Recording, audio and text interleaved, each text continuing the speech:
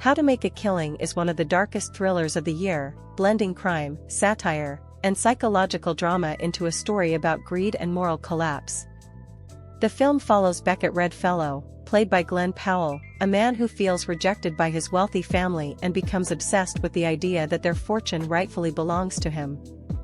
As the story unfolds, Beckett begins a dangerous and violent plan to secure his inheritance. One by one, members of his estranged family begin to die under mysterious circumstances.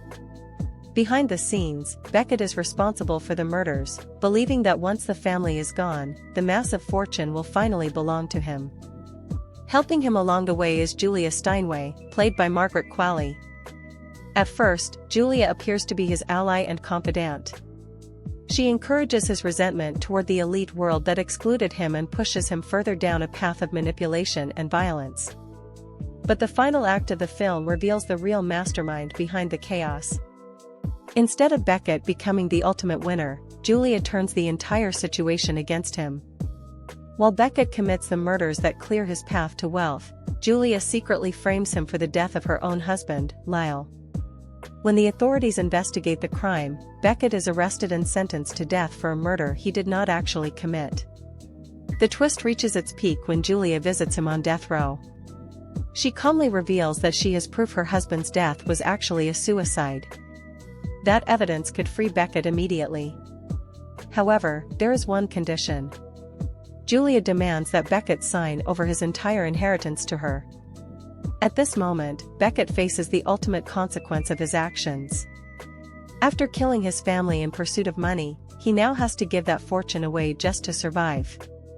Realizing he has no other option, he signs the documents and trades all his wealth for his freedom.